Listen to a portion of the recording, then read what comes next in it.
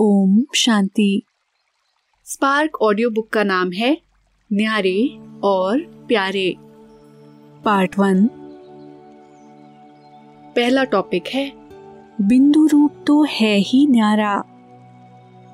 ऐसे तो नहीं कि बहुत सुनते हो तो बिंदु स्वरूप में रहना मुश्किल हो जाता है, परंतु बिंदु रूप में स्थित रहने की कमी का कारण यही है कि पहला पाठ ही कच्चा है। कर्म करते हुए अपने को अशरीरी आत्मा महसूस करें। ये सारे दिन में बहुत प्रैक्टिस चाहिए। प्रैक्टिकल में न्यारा होकर कर्तव्य में आना, ये जितना जितना अनुभव करेंगे उतना ही बिंदु रूप में स्थित होते जाएंगे। परंतु ये अटेंशन कम रहता है। आप कहेंगे समय नहीं मिलता है, लेकिन समय तो निकाल सकते हो। अगर लक्ष्य है तो जैसे कोई विशेष काम पर जाता है तो उसके लिए आप खास ख्याल रखकर भी समय निकालते हो ना। यही संगम का थोड़ा समय जो रहा हुआ है, उसमें ये विशेष काम है। विशेष काम समझकर बीच बीच में समय निकालो तो निकल सकता है, परंतु अभ्यास नहीं है। इसलिए सोचते सोचते ही समय हाथों से चला जा रहा है। आप ध्यान रखो तो जैसी जैसी परिस्थिति उसी प्रमाण अपनी प्रैक्टिस बढ़ा सकते हो। इस अभ्यास में तो सभी बच्चे हैं। वास्तव में बिंदु रूप में स्थित होना कोई मुश्किल बात नहीं है। बिंदु रूप तो है ही न्यारा। निराकार भी है तो न्यारा भी है। आप भी निराकारी और न्यारी स्थिति में होंगे तो बिंदु रूप का अनुभव करेंगे। चलते फिरते अव्यक्त स्थिति का अनुभव कर सकते हो। प्रैक्टिस ऐसी सहज हो जाएगी कि जब भी चाहो तभी अव्यक्त स्थिति का अनुभव कर सकते हो।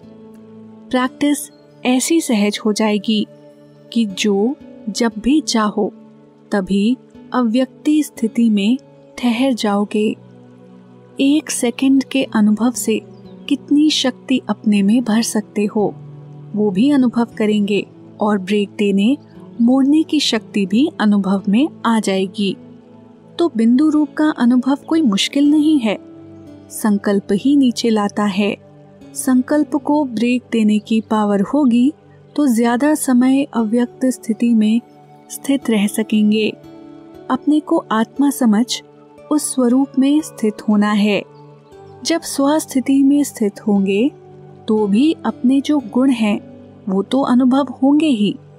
जिस स्थान पर पहुंचा जाता है उसके गुण न चाहते हुए भी अनुभव होते हैं। आप किसी शीतल स्थान पर जाएंगे तो न चाहते हुए भी शीतलता का अनुभव होगा। ये भी ऐसा ही है। आत्म अभिमानी अर्थात बाप की याद, आत्मिक स्वरूप में बाबा की याद नहीं रहे, ये तो हो नहीं सकता है। जैसे बाप दादा दोनों अलग अलग नहीं हैं, वैसे आत्मिक निश्चय बुद्धि से बाप की याद भी अलग नहीं हो सकती। क्या 1 सेकंड में अपने को बिंदु रूप में स्थित नहीं कर सकते हो? अगर अभी सबको कहें कि ये ड्रिल करो तो कर सकते हो। बिंदु रूप में स्थित होने से एक तो न्यारेपन का अनुभव होगा और जो आत्मा का वास्तविक गुण है उसका भी अनुभव होगा। ये भी प्रैक्टिस करो क्योंकि अब समय कम है, कार्य ज्यादा करना है। अभी समय जास्ती और काम कम करते हो। आगे चल करके तो समय ऐसा आने वाला है कि जो आप सभी की जीवन तो बहुत बिजी हो जाएगी और समय कम देखने में आएगा। ये दिन और रात 2 घंटे के समान महसूस करोगे। अब से ही ये प्रैक्टिस करो कि कम समय में काम बहुत करो। समय को सफल करना भी बहुत बड़ी शक्ति है। जैसे अपनी एनर्जी वेस्ट करना ठीक नहीं है, वैसे ही समय को भी वेस्ट करना ठीक नहीं है। एक एक की प्रजा प्रख्यात होगी। अव्यक्तवाणी की डेट है 23/7/1969। अगला टॉपिक है अपने शरीर से न्यारे होकर न्यारे बाप की याद में बैठो। बाप तो बच्चों के सामने ही है, दूर नहीं। दूर हुई चीज को भूल जाते हो। जो चीज सामने ही रहती है उस चीज को भूलना, ये तुम बच्चों को तो शोभा नहीं देता है। बच्चे अगर बिंदी को ही भूल जाएंगे तो बोलो किस आधार पर चलेंगे? आत्मा के ही तो आधार से शरीर भी चलता है। मैं आत्मा हूँ, ये नशा होना चाहिए कि मैं बिंदु की संतान हूँ। संतान कहने से ही स्नेह में आ जाते हैं। तो आज तुम बच्चों को बिंदु रूप में स्थित होने की प्रैक्टिस कराएं। मैं आत्मा हूँ, इसमें तो भूलने की ही आवश्यकता नहीं रहती है। जैसे मुझ बाप को भूलने की जरूरत पड़ती है। हाँ, परिचय देने के लिए तो जरूर बोलना पड़ता है कि मेरा नाम, रूप, गुण, कर्तव्य क्या है और मैं फिर कब आता हूँ, किस तन में आता हूँ। तुम बच्चों को ही अपना परिचय देता हूँ, तो क्या बाप अपने परिचय को भूल जाते हैं? बच्चे उस स्थिति में 1 सेकंड भी नहीं रह सकते हैं। तो क्या अपने नाम, रूप, देश को भी भूल जाते हैं? ये पहली बात है जो कि तुम सभी को बताते हो कि मैं आत्मा हूँ, ना कि शरीर। जब आत्मा होकर बिठाते हो तभी उनको फिर शरीर भी भूलता है। अगर आत्मा होकर नहीं बिठाते हो तो क्या फिर देह सहित देह के सभी संबंध भूल जाते? जब उनको भुलाते हो तो क्या अपने शरीर से न्यारे होकर जो न्यारा बाप है उसकी याद में नहीं बैठ सकते हो? अब सब बच्चे अपने को आत्मा समझकर बैठो। सामने किसको देखें? आत्मा के बाप को। इस स्थिति में रहने से व्यक्त से न्यारे होकर अव्यक्त स्थिति में रह सकेंगे। मैं आत्मा बिंदु रूप हूँ। क्या ये याद नहीं आता है? बिंदी रूप होकर बैठना नहीं आता? ऐसे ही अभ्यास को बढ़ाते जाओगे तो 1 सेकंड तो क्या, कितने ही घंटों इसी अवस्था में स्थित होकर इस अवस्था का रस ले सकते हो। इसी अवस्था में स्थित रहने से फिर बोलने की जरूरत ही नहीं रहेगी। बिंदु होकर बैठना कोई जड़ अवस्था नहीं है।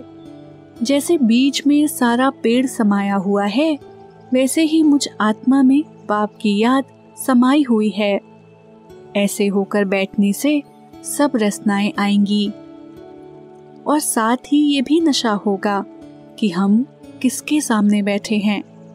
बाप हमको भी अपने साथ कहाँ ले जा रहे हैं। बाप तुम बच्चों को अकेला नहीं छोड़ता है। जो बाप का और तुम बच्चों का घर है वहाँ पर साथ में ही लेकर जाएंगे। सब इकट्ठे चलने ही हैं। आत्मा समझकर फिर शरीर में आकर कर्म भी करना है, परंतु कर्म करते हुए भी न्यारा और प्यारा होकर रहना है। बाप भी तुम बच्चों को देखते हैं, देखते हुए भी तो बाप न्यारा और प्यारा है ना।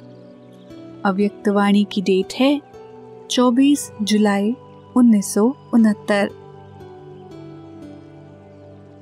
अगला टॉपिक है दुनिया को प्यारे तब लगेंगे जब शरीर से न्यारी आत्मा रूप में कार्य करेंगे। अपने को परिवर्तन में लाने के लिए क्या करना पड़ेगा? हर एक चीज को लौकिक से अलौकिकता में परिवर्तन करना है, जिससे लोगों को मालूम हो कि ये कोई विशेष अलौकिक आत्मा है। लौकिक में रहते हुए भी हम लोगों से न्यारे हैं। अपने को आत्मिक रूप में न्यारा समझना है।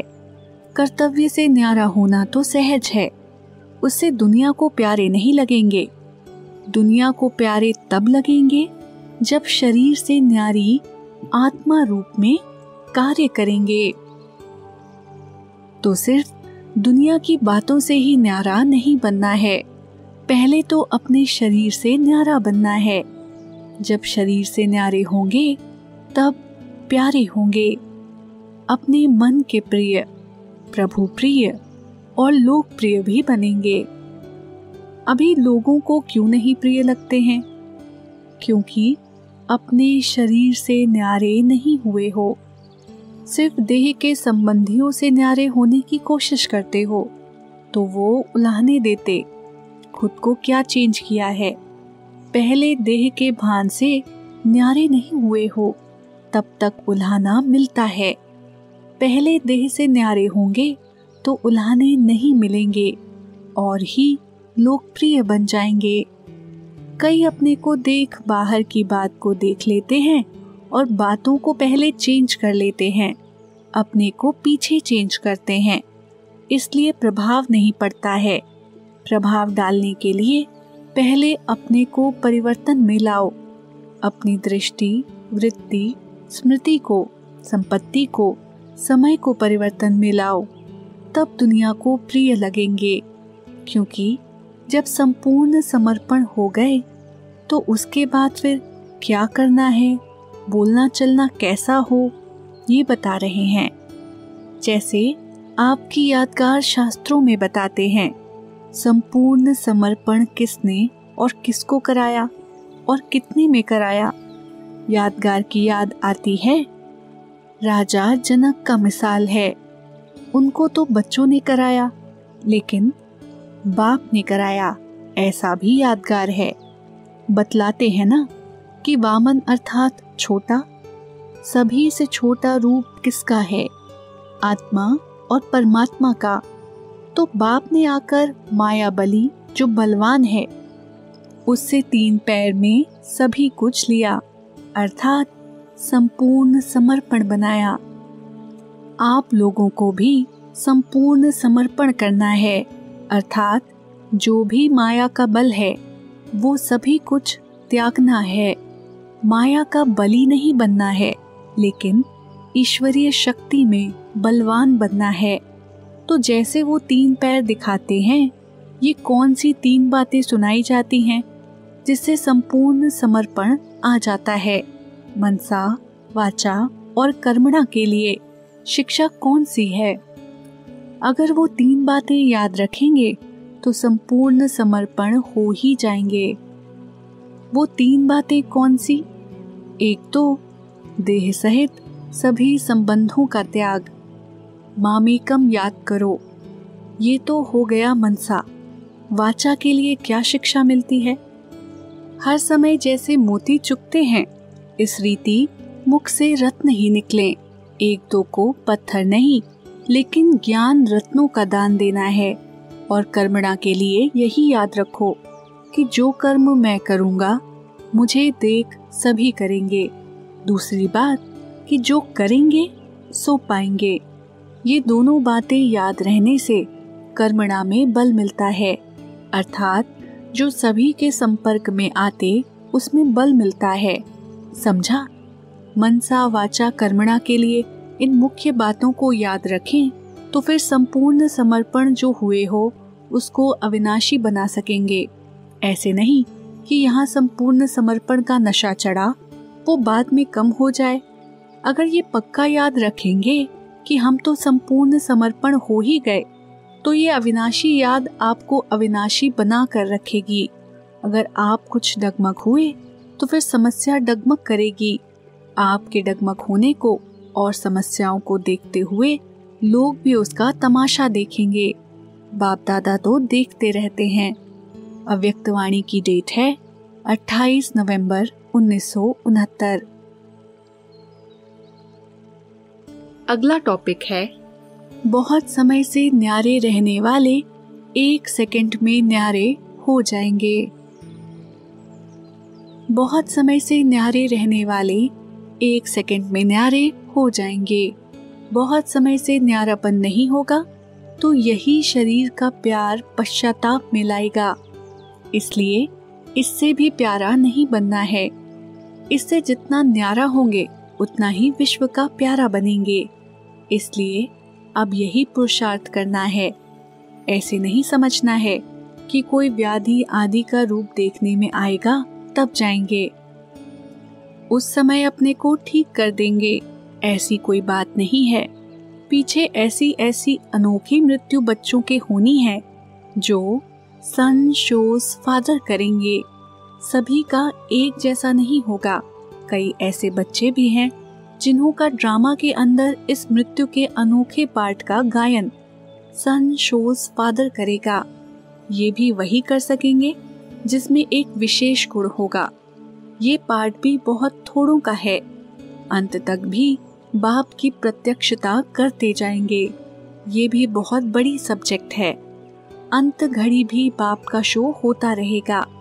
ऐसी आत्माएं जरूर कोई पावरफुल होंगी जिनका बहुत समय से अशरीरी रहने का अभ्यास होगा। वो 1 सेकंड में अशरीरी हो जाएंगे। मानो अभी आप याद में बैठते हो, कैसे भी विघ्नों की अवस्था में बैठते हो, कैसी भी परिस्थितियां सामने होते हुए भी बैठते हो, लेकिन 1 सेकंड में सोचा और अशरीरी हो जाएं। वैसे तो 1 सेकंड में अशरीरी होना बहुत सहज है, लेकिन जिस समय कोई बात सामने हो, कोई सर्विस के बहुत झंझट सामने हो, परंतु प्रैक्टिस ऐसी होनी चाहिए जो 1 सेकंड भी बहुत है, सोचना और करना साथ साथ चले। सोचने के बाद पुरुषार्थ न करना पड़े। अभी तो आप सोचते हो, तब उस अवस्था में स्थित होते हो, लेकिन ऐसा जो होगा उसका सोचना और स्थित होना साथ में होगा। सोच और स्थिति में फर्क नहीं होगा। सोचा और हुआ। ऐसे जो अभ्यासी होंगे वही सर्विस करने का पान का बीड़ा उठा सकेंगे। वही सर्विस करने का पान का बीड़ा उठा सकेंगे। ऐसे कोई निमित्त हैं, लेकिन बहुत थोड़े। मेजॉरिटी नहीं हैं, माइनॉरिटी हैं। उन्हों के ऊपर यहाँ ही फूल बरसाएंगे। ऐसे जो पास विद ऑनर होंगे, उन्हीं के ऊपर जो द्वापर के भक्त हैं, वो अंत में इस साकार रूप में फूलों की वर्षा करेंगे, तो अंत तक सन शोज फादर करके ही जाएंगे। ऐसा सर्विसेबल मृत्यु होता है। इस मृत्यु से भी सर्विस होती है। सर्विस के प्रति बच्चे ही निमित्त हैं, ना कि माँ बाप।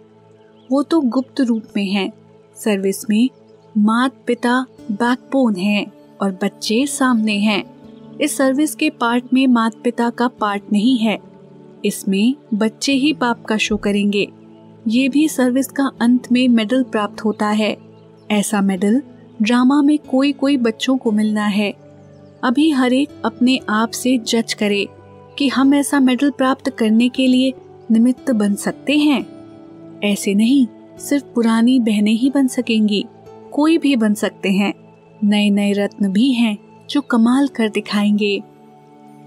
अव्यक्तवाणी की डेट है 20 दिसंबर 1969। अगला टॉपिक है न्यारे और प्यारे रहना। ये है पुरुषार्थ। जो भी बात सामने आए तो ये लक्ष्य रखो कि 1 सेकंड में बदल जाए। सारे कल्प में यही समय है, अब नहीं तो कब नहीं। ये मंत्र याद रखना है। जो भी पुराने संस्कार हैं और पुरानी नेचर है, वो बदलकर ईश्वरीय बन जाए। कोई भी पुराने संस्कार, पुरानी आदतें ना रहें। आपके परिवर्तन से अनेक लोग संतुष्ट होंगे। सदैव यही कोशिश करनी है कि हमारी चलन द्वारा कोई को भी दुख ना हो। मेरी चलन, संकल्प, वाणी, हर कर्म सुखदायी हो। ये है ब्राह्मण कुल की रीति, जो दूर से ही कोई समझ ले कि ये हम लोगों से न्यारे हैं। न्यारे और प्यारे रहना, ये है पुरुषार्थ। औरों को भी ऐसा बनाना है। बनना और बनाना, यही लक्ष्य रखना है। जो जितना बनता है उतना बनाता है। अपने जीवन में अलौकिकता भासती है। अपने को देखना कि लोगों से न्यारा अपने को समझते हैं। अगर याद भूल जाते हैं तो बुद्धि कहाँ रहती है। सिर्फ एक तरफ से भूलते हैं तो दूसरे तरफ लगेगी ना। ये अपने को चेक करो कि अव्यक्त स्थिति से नीचे आते हैं तो किस व्यक्त तरफ बुद्धि जाती है। जरूर कुछ रहा हुआ है, तब बुद्धि वहां जाती है। कई बातें ऐसी होती हैं जिनको खींचने से खींचा जाता है। कई बातों में ढीला छोड़ना भी खींचना होता है। पतंग को ऊंचा उड़ाने के लिए ढीला छोड़ना पड़ता है। देखा जाता है इस रीति नहीं खींचेगा तो फिर ढीला छोड़ना चाहिए, जिससे वो स्वयं खींचेगा। विघ्नों को मिटाने की युक्तियां अगर सदैव याद हैं तो पुरुषार्थ में ढीले नहीं होंगे। युक्तियां भूल जाते हैं तो पुरुषार्थ भी ढीला हो जाता है। एक एक बात के लिए कितनी युक्तियां मिली हैं, प्राप्ति कितनी बड़ी है और रास्ता कितना सरल है, जो अनेक जन्म पुरुषार्थ करने पर भी कोई पा नहीं सकते। वो एक जन्म के भी कुछ घड़ियों में प्राप्त कर रहे हो। इतना नशा रहता है ना। इच्छा मात्रम अविज्ञा, ऐसी अवस्था प्राप्त करने का तरीका बताया।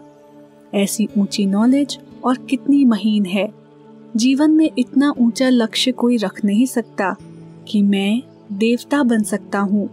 ये कब सोचा था कि हम भी देवता थे? सोचा क्या था और बनते क्या हो? बिन मांगे अमूल्य रत्न मिल जाते हैं।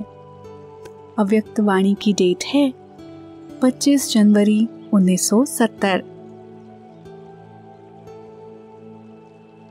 अगला टॉपिक है बात करते करते न्यारापन खींचे। बाप दादा भी यहाँ बैठे हैं और आप भी बैठे हो, लेकिन बाप दादा और आप में क्या अंतर है? पहले भी साकार रूप में यहाँ बैठते थे, लेकिन अब जब बैठते हैं तो क्या फील होता है? जैसे साकार रूप में बाप के लिए समझते थे कि लोन ले आए हैं, उसी समान अनुभव अभी होता है।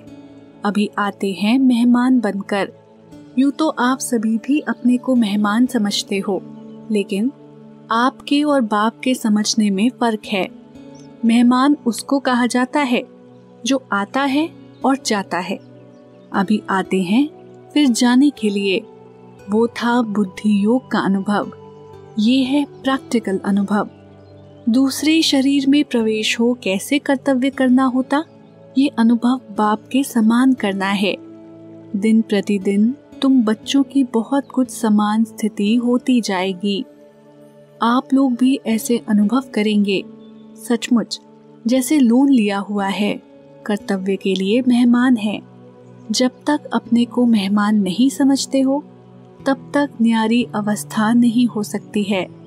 जो ज्यादा न्यारी अवस्था में रहते हैं, उनकी स्थिति में विशेषता क्या होती है? उनकी बोली से, उनके चलन से उपराम स्थिति का औरों को अनुभव होगा। जितना ऊपर स्थिति जाएगी उतना उपराम होते जाएंगे। शरीर में होते हुए भी इस उपराम अवस्था तक पहुंचना है।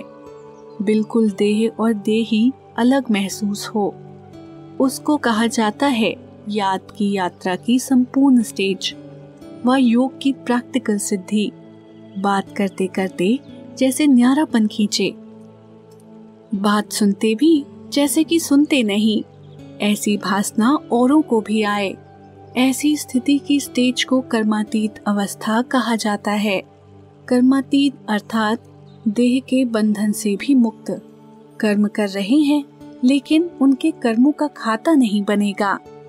जैसे कि न्यारे रहेंगे, कोई अटैचमेंट नहीं होगी।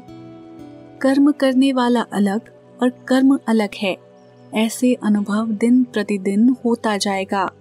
इस अवस्था में जास्ती बुद्धि चलाने की भी आवश्यकता नहीं है। संकल्प उठा और जो होना है वही होगा। ऐसी स्थिति में सभी को आना होगा। मूल वतन जाने से पहले वाया सूक्ष्म वतन जाएंगे। वहाँ सभी को आकर मिलना है, फिर अपने घर चलना है, फिर अपने राज्य में आ जाएंगे। जैसे साकार वतन में मेला हुआ, वैसे ही सूक्ष्म वतन में होगा। वो फरिश्तों का मेला नजदीक है।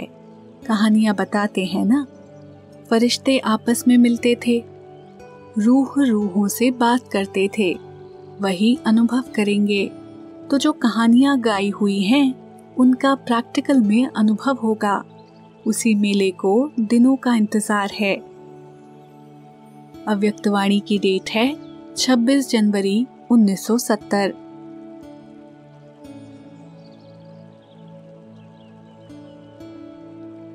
अच्छा, ओम शांति।